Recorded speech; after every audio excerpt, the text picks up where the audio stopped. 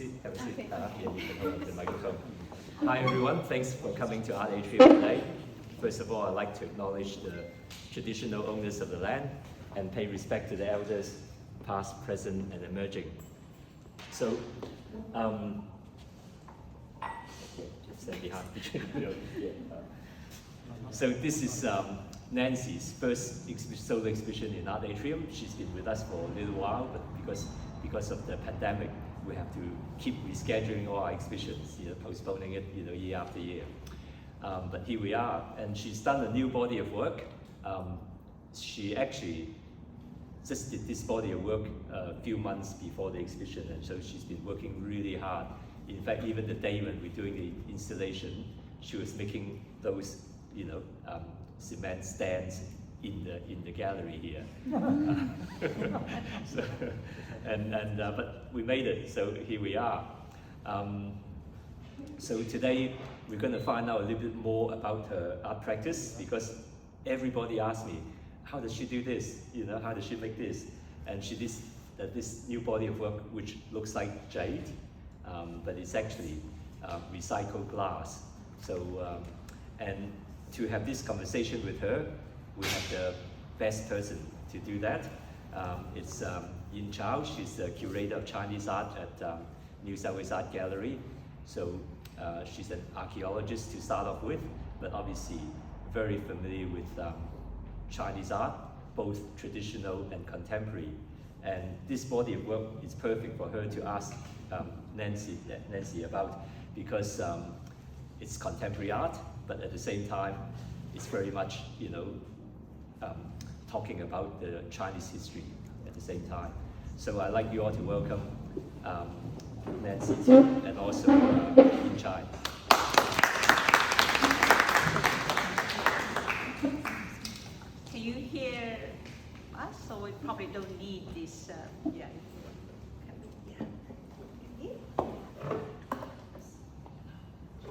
Thank you, Simon, for your kind introduction. Very generous. Actually, I was trained as an archaeologist, but I'm not very familiar with contemporary art. So I'm still learning, which is very lucky to work at Art Gallery New South Wales.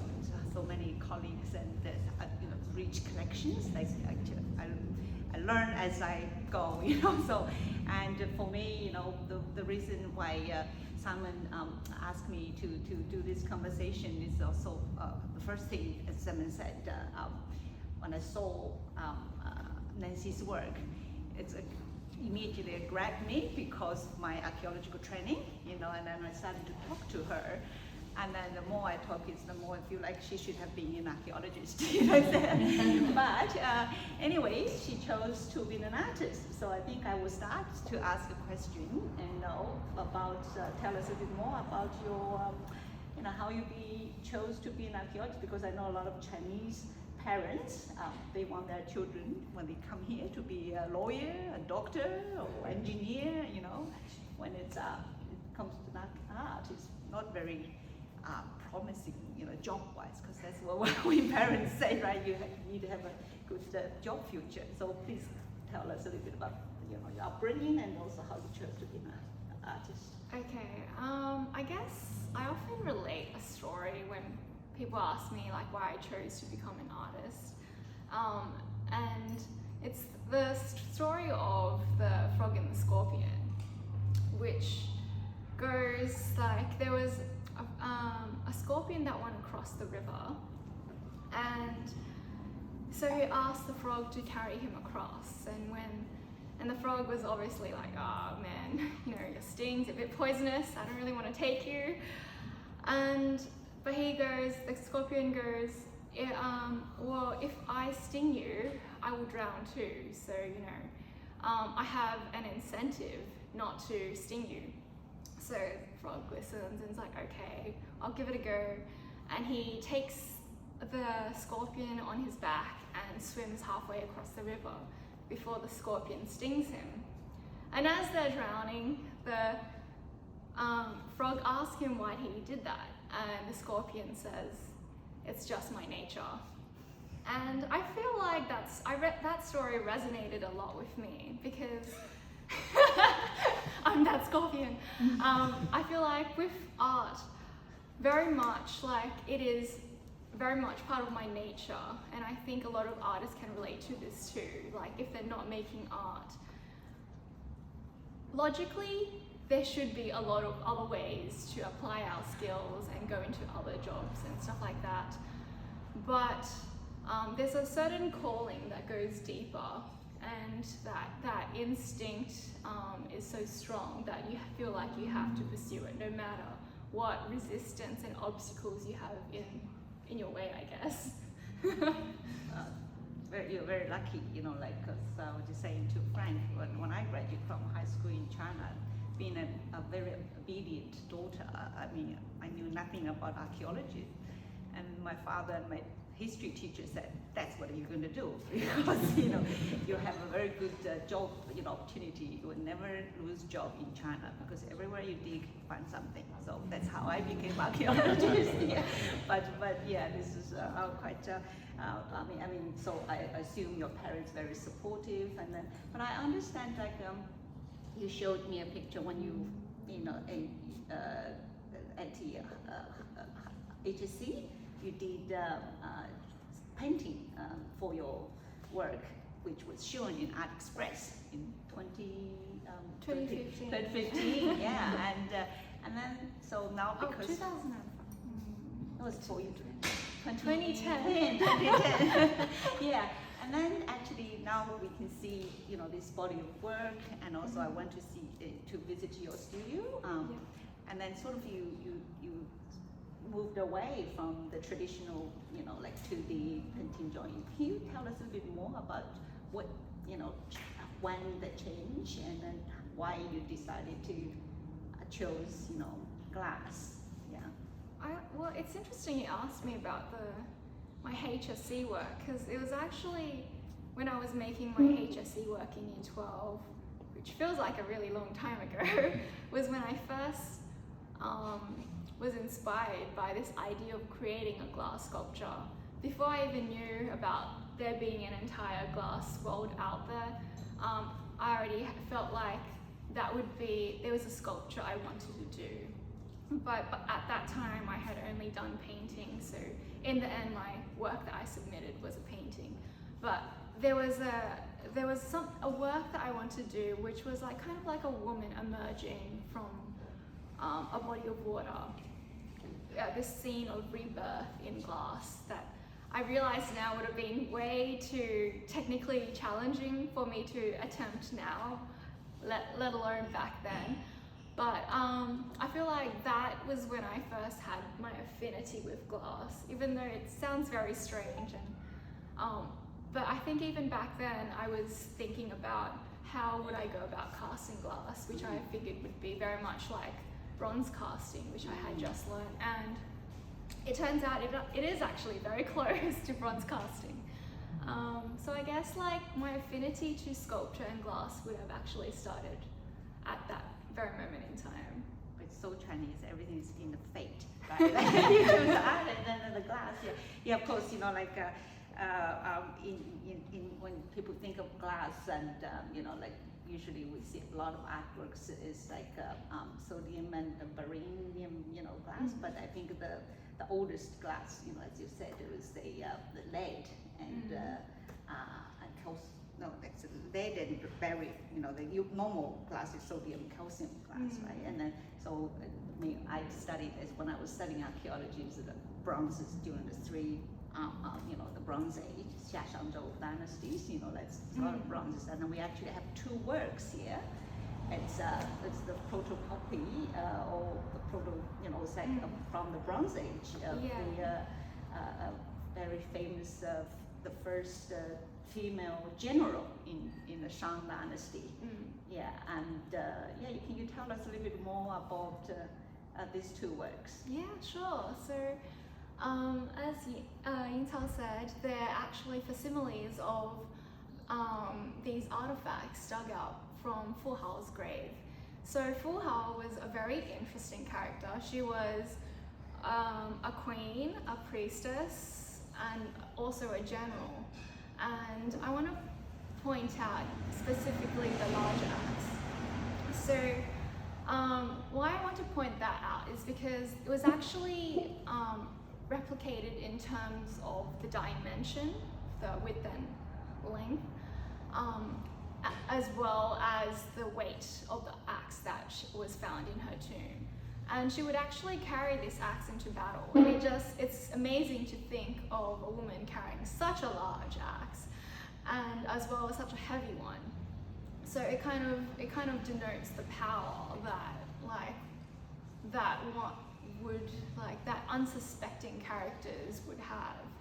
And it kind of relates, it's the hero, I guess for me it's a bit of the hero piece that speaks to the entire theme of this exhibition, which is titled Kings, Dukes, Generals, Ministers, and which comes from a Chinese saying, which is kings, dukes, generals, ministers are made and not born. And I wanted to draw attention to this, I guess, phrase, because it's something I'm looking into in my use of recycled glass as well, in the idea of taking something humble, something that is almost overlooked by everyone, and transforming it into this material that looks like jade, that looks like something precious and prestigious. And it really mimics a lot of Chinese historical figures too, from people who would basically come from nothing, like the first Han emperor was basically a county jailer before he became a mountain bandit and then the emperor of China. So it's kind of like that rise in power through hard work, through toil, and that transformation and that self, I guess, fulfillment of that internal kind of potential and prophecy that I'm really interested in, and I want to bring that kind of transformation into these works. It's just to give you a little bit more background of the Fu Hao, and her tomb was found during the Cultural Revolution period in 1975. When the exhibition started in 1976. In 1975, when in China, the agriculture is to learn from Dazhai, there's a village in Shanxi, my hometown, and then the villagers were cleaning, leveling the field, and then they hit something, and then actually they found this tomb, which is female. As you said, it was the priest and the concubine, one of the concubine of the last king of the Shang dynasty. I think it was dated the late Shang, about 11th century BCE. So that's actually, just 700 years ago. And then they actually, in her tomb, they found like 700 pieces of jade and 200 pieces of bronzes, including lots of large bronze weapons. I think that's actually the size. Yeah, that exactly is the size. Yeah, I mean, just say the first, the general, and then you can, if you go to China in the national, the Chinese Museum, the National, you see some of the bronzes from her tomb is displayed there. So it's written in Chinese textbook. So I think you probably read the story. Yeah, I was really fascinated because she rose from being one of the emperor's 64 wives, because he married one from each tribe to expand his power. And she rose to second queen, and then eventually the general who commanded 13,000 warriors, which was an astronomical number of people at that time. The largest kind of army of that period, and she often she pretty much led them to victory in the most important battles of that time too. So she was very favored, and I guess what was interesting about her is that, as you said, about her tomb was pretty much untouched, because she was buried away from the royal family because she died before the king.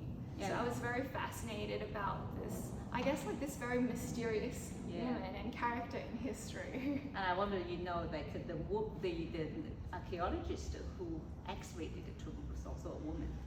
No, so it's another, you know, it's a fake Zheng Zhenxiang, Professor Zheng Zhenxiang, you know, is one of my teachers at the university, yeah. And then actually it's in Henan province, in Anyang. So Yingxu is so the last capital of Shang Dynasty.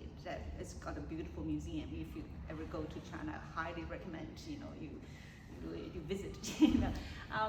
Talking about like the weapons, and then right behind us, there's another work, you know, with a lot of knives. So you can see, I mean, I remember when the first time I saw your work was in Western Sydney University, in the Institute of Chinese Art and Culture, and then also there was a big, beautiful glass knife. So you sort of, I sense, you know, when I found out such a, you know, like a petite, but very serene, you know, very quiet kind of night. But your work, you know, really shows a lot of energy and then destructive, you know, knives and axes and so can you tell us a bit? I mean, that kind of is it related to you know, artists, you know, sometimes in the inner, you know, the experience and your or inner. Self, you know, yeah. You tell us a bit more about why so many kind of knives and weapons, like almost like destructive kind of force. Yeah. Well, I guess like for me, there's so much that's fascinating about like making a glass armory, because you don't expect to see weapons and like, you know, armors out of glass. There's an internal symbolism in using glass as a material to create these weapons that can't be used in battle.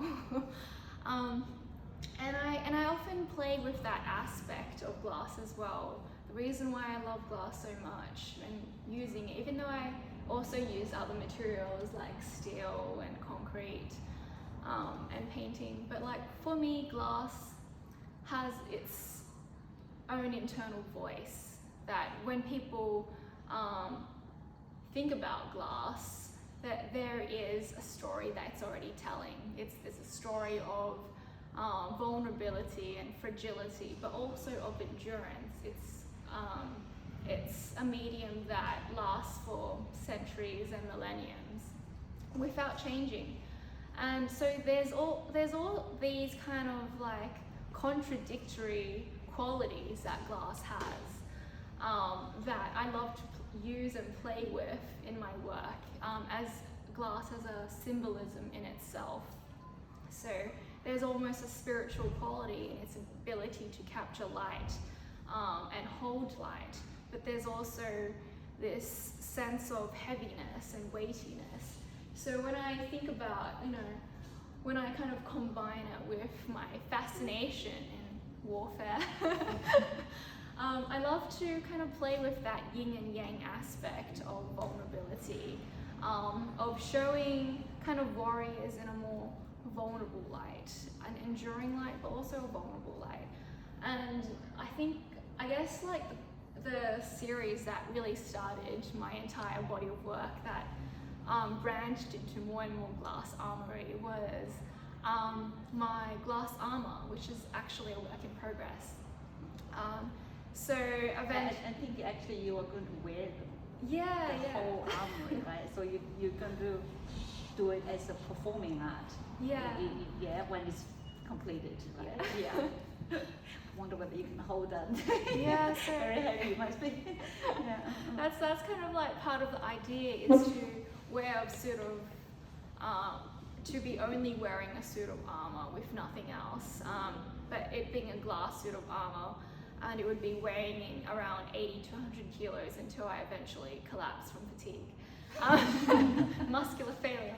And that's in Melbourne, is it?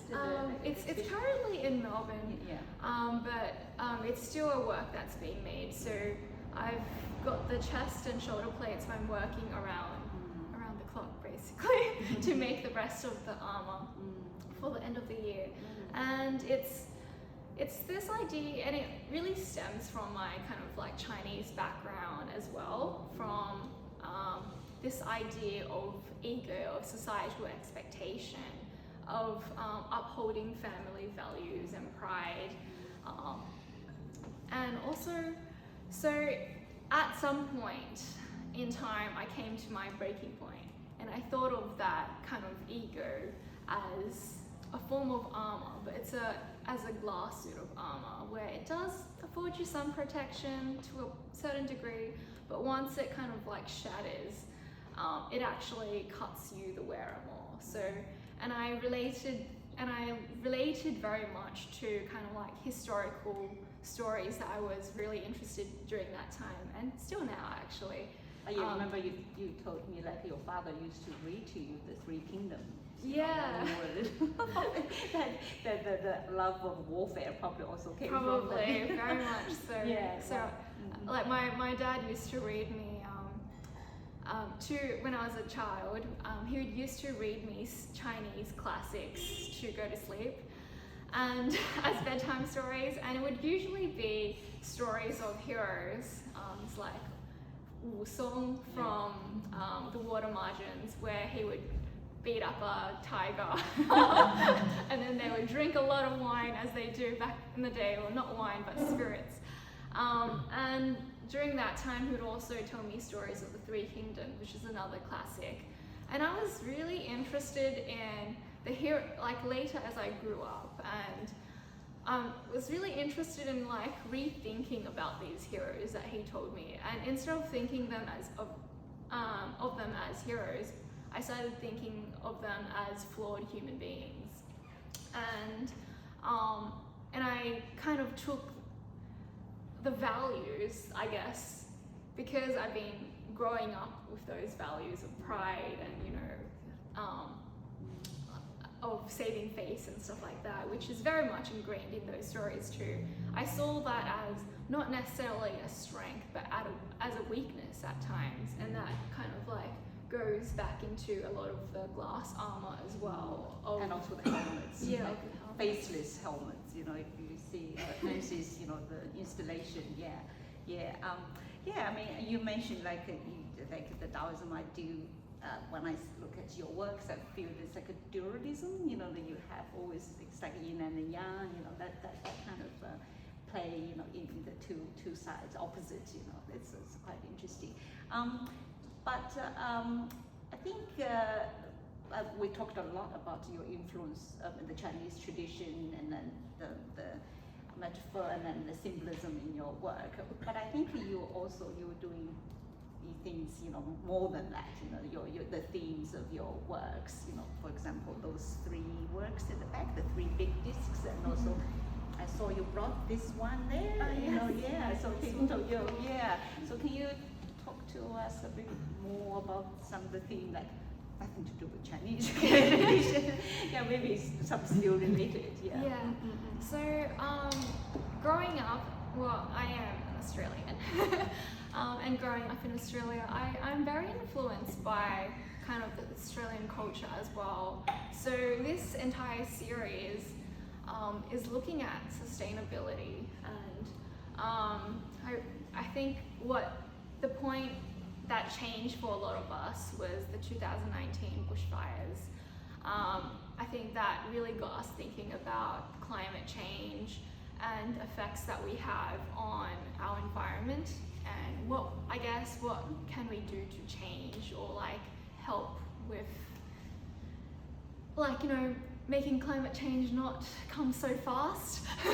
So I was thinking, so this entire series uses recycled glass, as I saw that there was a lot of, as I mentioned before, that glass has a really enduring quality, that it lasts for thousands of years. And once you fire it, once you've taken the silica and the lead and iron and you fired it, it doesn't really break down back into those materials. So as I was like, you know, looking around, and I saw that there were glass that was being taken to landfills, tons of glass, literally tons of glass per week and month. I started thinking, like, you know, that's not going to break down. And as an artist, I felt a responsibility to kind of do something about that. And one of the series is basically about transformation.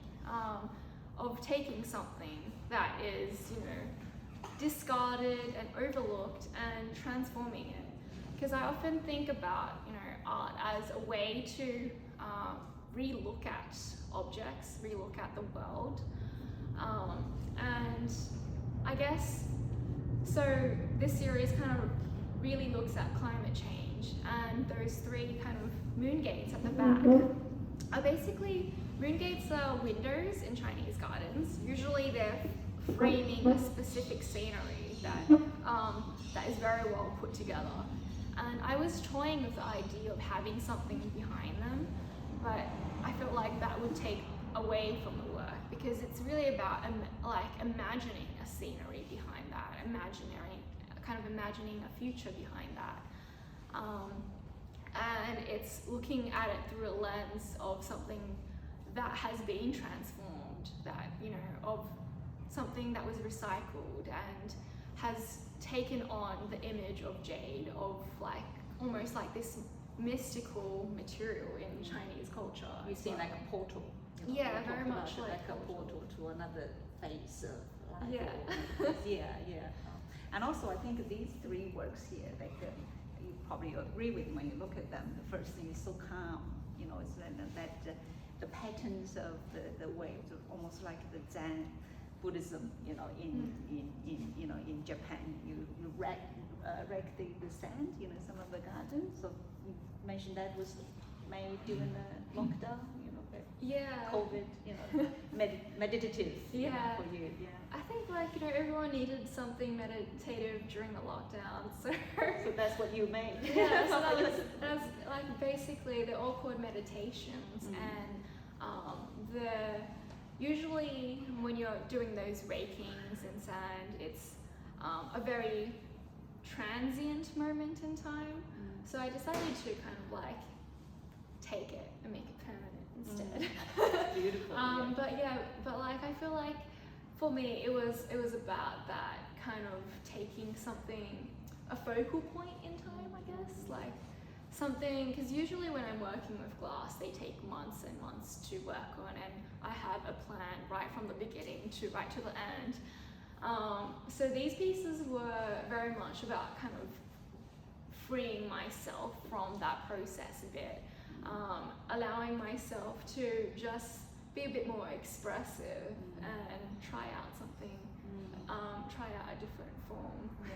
Well, talking about the process, probably you could explain to our audience like the process of how you make the glass, the casting the glass, because we're very familiar with the blowing glass. You know, maybe you can show some of the. So book. I can pass around this old catalogue of mine. Yeah. But it's great because it has The process. the process, which details a lot of the process in images. Yeah. That might be nice too.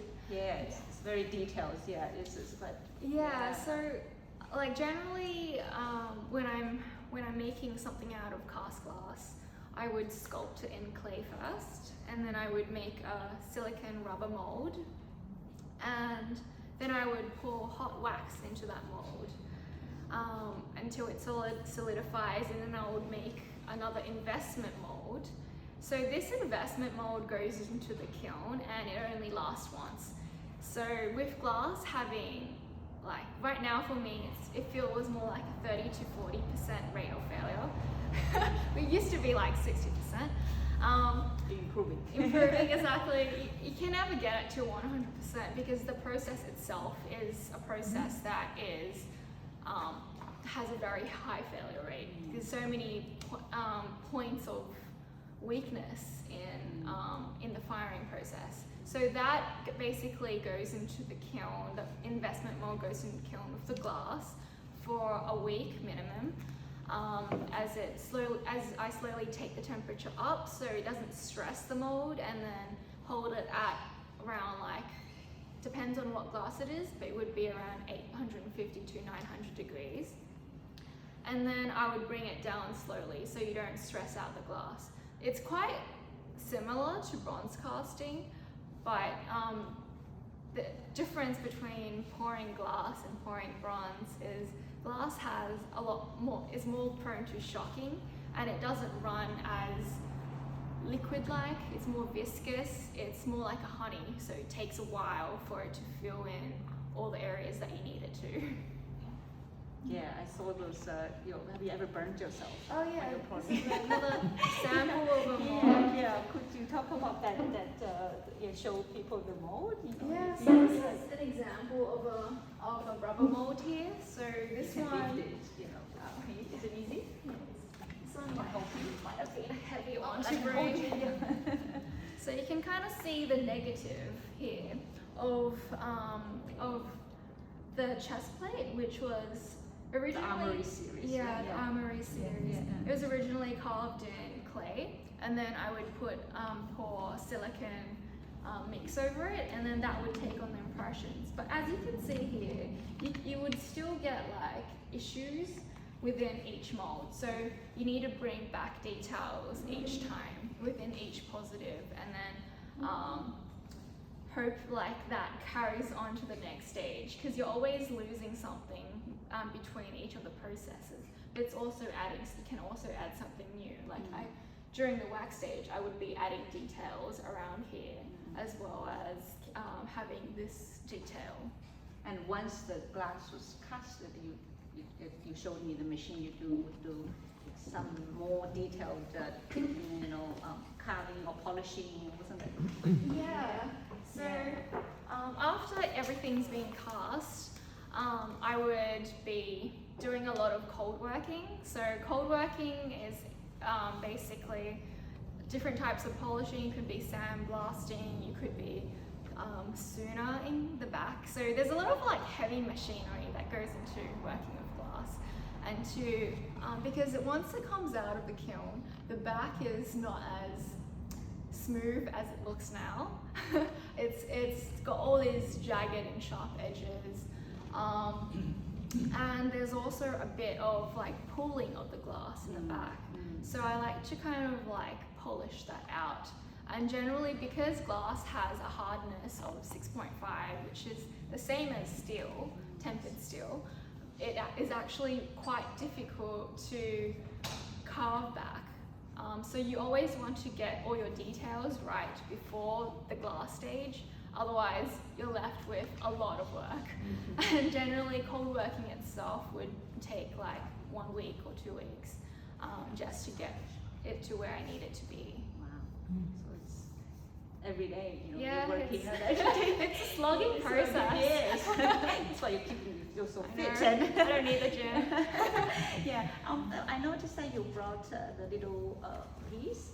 Is that something you're working on? Can you talk to us a little bit about this I can project? pass this one as well. So this is another project that I'm currently working on, and it's I brought it because it's kind of inspired at the same time as I was making the Moongate series, which was the idea of the reflection on the bushfires and what it has done to our kind of environments. Like I was quite devastated when the news was coming at the time, like 500 million species going endangered or extinct. And so one of the things I was really fascinated by was the tracks of Australian animals.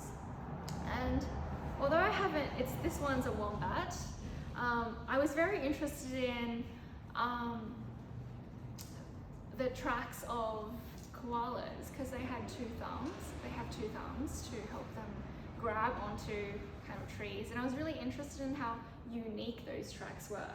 So I kind of wanted to create these glass fossils, which I can pass around here,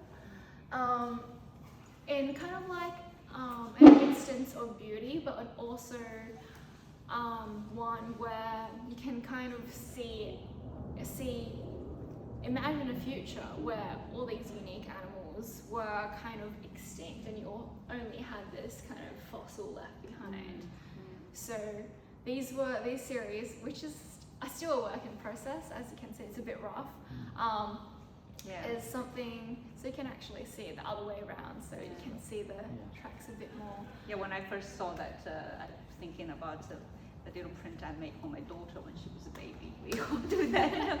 It looks so intimate, and that kind of feeling, growing, and Yes, I think my last question before I turn to the audience is probably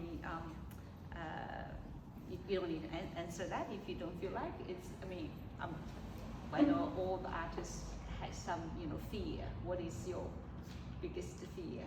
My biggest fear. Yeah. Yeah, I mean, for me, I think it's very closely related to my practice, which is the fear of the studio burning down.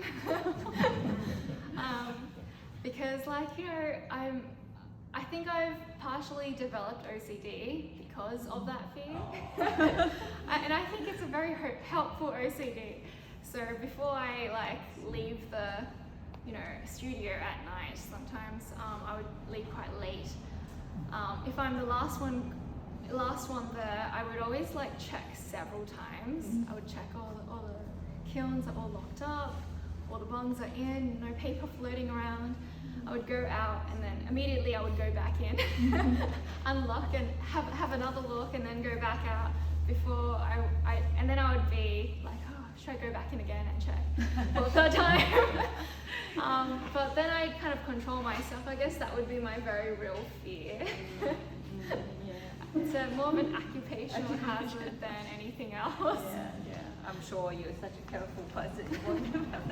But thank you very much to talk to us about all your practice, inspiration and your upbringing. I think you must have some questions. Yes, please. Yeah. Hi. I'm an engineer and ACI, major glass company, for many years. I'm sure they'll be very fascinated at what you're doing with glass. But my question, I guess, would be, I presume you didn't wake up one morning saying, I'm going to smell glass. But so where did you learn all this? It's a very intricate skill. So I started my glass education in the City College of the Arts in UCID. So they have a faculty within sculpture that is glass. And that's where I first learned to blow glass, and I realized that was not my thing. And then I worked with casting, which I was like, this is more my speed, slow, precise, calculated. But like I said, back when I was first starting out, it was more like a 60% rate of failure. So it was once I graduated that I started doing a lot of experimentation, research, talking to artists like Richard Whiteley from Canberra, and going to glass symposiums that I really started to kind of up my skill level and trying out different types of mold materials and trying out different types of glass to get the effects I want. I think it's very true about that saying that you need 3 years to master anything, or was it 10 years? It feels more like 10 years. But yeah, so I guess Sydney College of Arts would be where I started. Anybody else? Do you prefer, or do you find more enjoyment out of making works sort of like I saw in your book, you have ceramics first and something just from your imagination, or things where you cast from, like, say, some artifacts, or I actually sculpt everything in clay, so I generally don't use artifacts. Yes, I imagine, yeah, probably. But yeah, so I find, like, I guess it would be good if I could just find or have access to the artifacts I want to use, but I think they're too much of a national treasure for me to borrow. I suppose my question, I guess, was more like whether you prefer to have like something straight from your imagination, or something that's like referenced to something else in the first place. You know, now I'm thinking about it, and because I see behind you someone's holding the glass paws, that one was actually cast directly from a wombat's foot. So generally I like to work directly from my imagination, because I feel like that's the most straightforward way to get the imagery that I want all together in one place.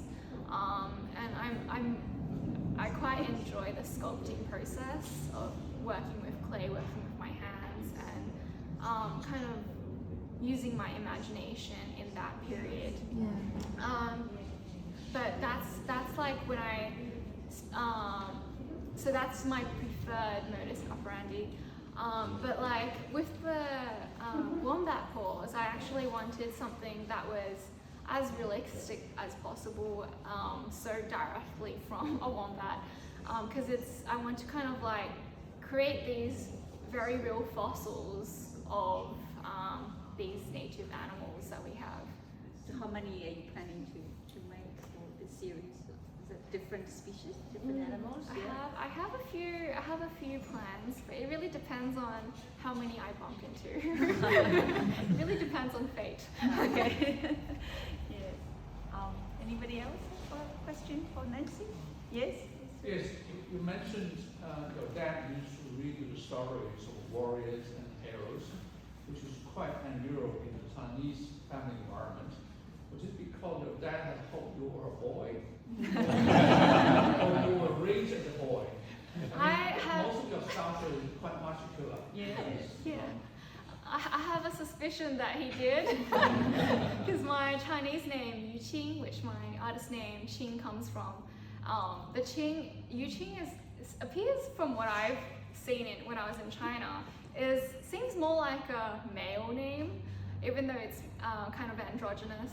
And the Qing that he uses is Qing Chai Da Ren de Qing, which means which is like kind of synonymous to power and respect. So I'm like, it's very likely that he wished I was a boy. And then there was my brother came out, and we had like directly opposite personalities. So you can't really control the personalities.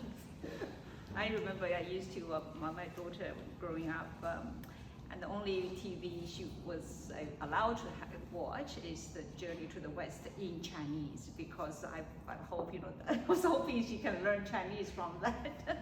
So, but she's not a traveler yet, but hopefully she will become good, enjoying the travel a bit more, Any more questions?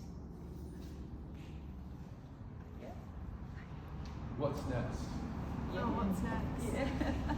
Good question. I guess my immediate sights are my suit of glass armor, which I am, after having like talked about it and worked about it and like conceptualized it for the last 6 years, I'm definitely finishing it this year. And I'll be working on that performance at the very end. So that's my immediate sights. In the future, I have quite a few projects planned, but it looks like you're already exploring new material, steel, and you tell us how you did this one, because we didn't talk about it. I always talk about the knife, but the moment I saw this work, it's also to me, I think about the Chinese 成语 idiom called 千刀万剐. It's like thousands of knives and 10,000s of cuts. For me, it's environmental work because it's commenting, the destruction of forests, of like in everywhere, especially in China, we've lost so many big areas of forests. Of course, everybody has his own interpretation, but tell us a bit more about this. Why landscape is quite traditional, again, very traditional, painting theme in Chinese art. Yeah, so this work was actually made in 2019 and 2022, so it really can't be separated from the context in which I made it at the time, with the bushfires raging on. And it is very much talking about the landscape being rusted and burnt. So you can see the scorch marks and the rusting of the place that have been treated, so they won't rust any further. But yeah, so this piece is quite a sentimental work for me, because it was my first endeavor into working with steel.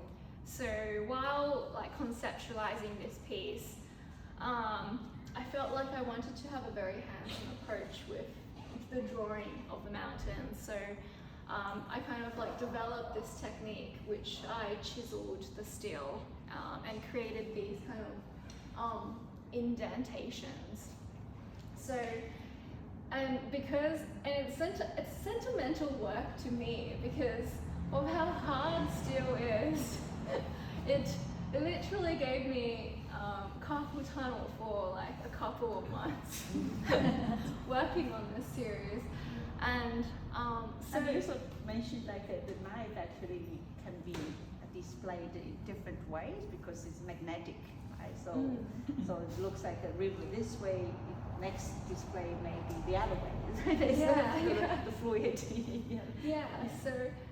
So what I find what I like about working with glass and steel is that kind of industrial quality, but also I wanted to create something that was free flowing and, as you mentioned, something that's dynamic that could be changed at every showing. Like these are attached by neodymium magnets.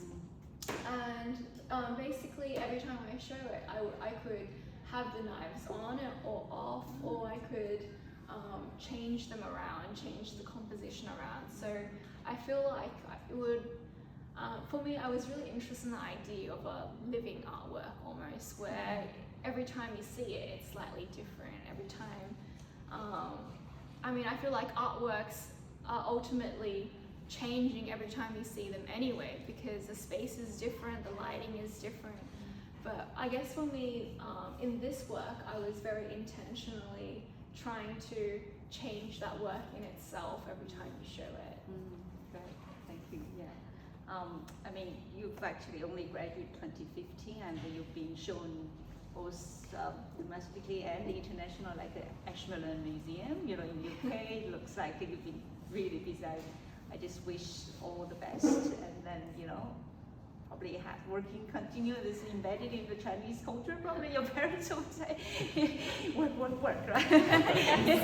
And but of course, I'm sure all the audience, you know, would join me to wish you the best luck. And then you've got like a very rich Chinese culture, and of course, you also have Australian, you know, has this beautiful, you know, landscape and culture, and here as well. And I'd look forward to seeing more of your very varieties of works and explore more materials. Yeah. Thank you very much. Thank you.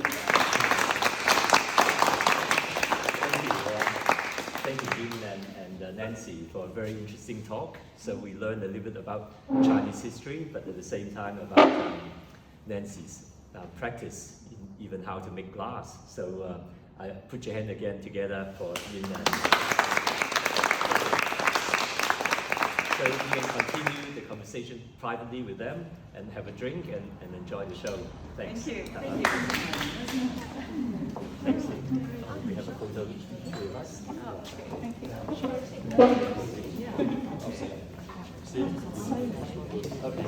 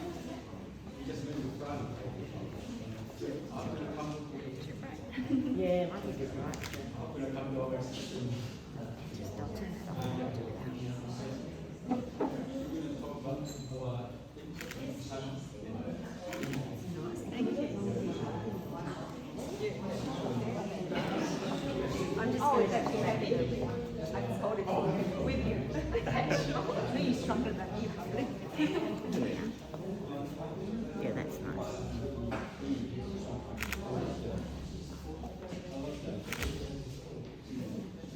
Very good. And do you want to hold the other little glass one? Oh, yeah, you have. And then I'll do one more of the three. better centering here. Oh, all right. Yeah.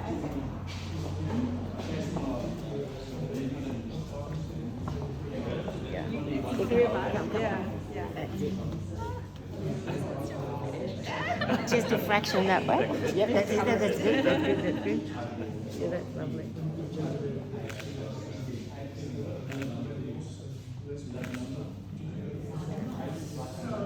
I don't need fix. I've got the cord. Beautiful. Thank you. Thanks, Michelle. So, if you're free next Saturday, like a private viewing.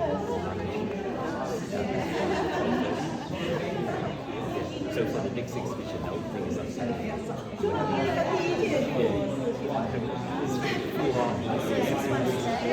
No, this one will be finished. And then next week we're having a new exhibition. And so it's on Saturday.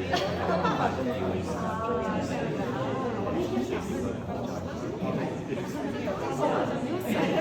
Yeah, no,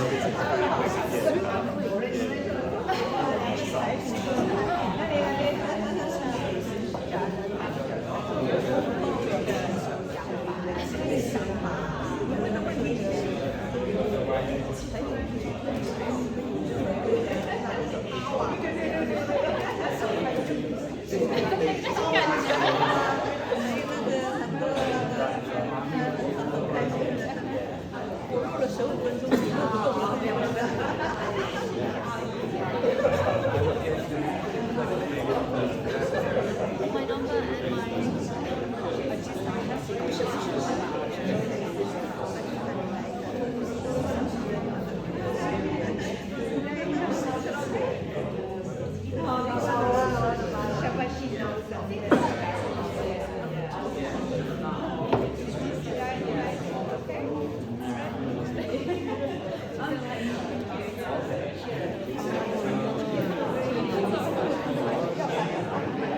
thank you.